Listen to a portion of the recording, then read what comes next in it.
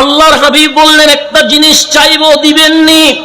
মালিক বলে দিব না, এই কথা বলা যাবে না। হাবিব যা চায় এটা ইসলাম হয়ে যাবে। হাবিব হ্যাঁ বললে এটা শরীয়ত হয়ে যাবে। হাবিব না বললে এটা হারাম হয়ে যাবে। হাবিব পছন্দ করলে এটা সুন্নাহ হয়ে যাবে। হাবিব অপছন্দ করলে এটা মাকরুহ হয়ে যাবে।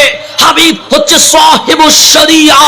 হাবিব যা চাইবে মালিক তাই দিব। হাত তুললেন মালিক। 39 জন মুসলমান, এখনো দাওয়াত গোপনে চলছে, মাঠে ওপেন করতে পারি নাই। আর তুমি বলছো যার কলব পরিষ্কার তাকেই আমার কদমে নিয়ে আসবা।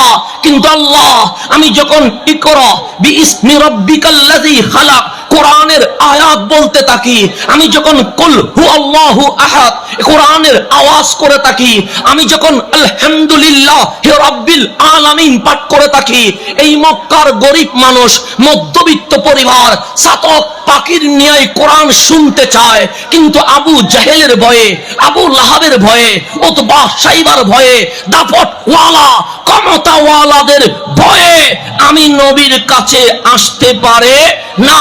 সেই জন্য যাদের দাপট বেশি হয়, ক্ষমতা বেশি হয়, তারা যখন ক্ষমতার অপব্যবহার করে তখন বিশ্বে আযাব নেমে আসে।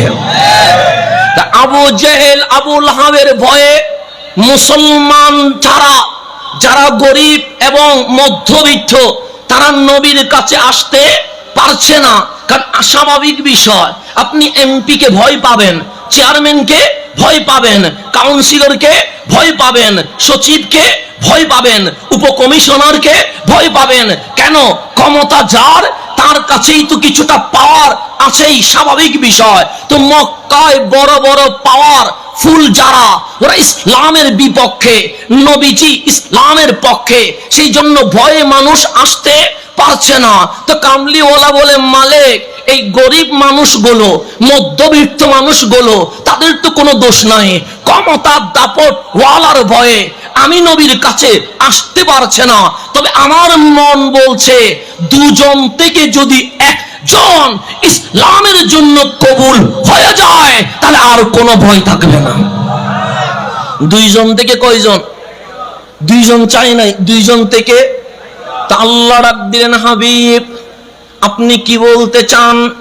হাবিবুল্লাহ বলেন, মালিক আমি দুইজনের নাম প্রস্তাব করব।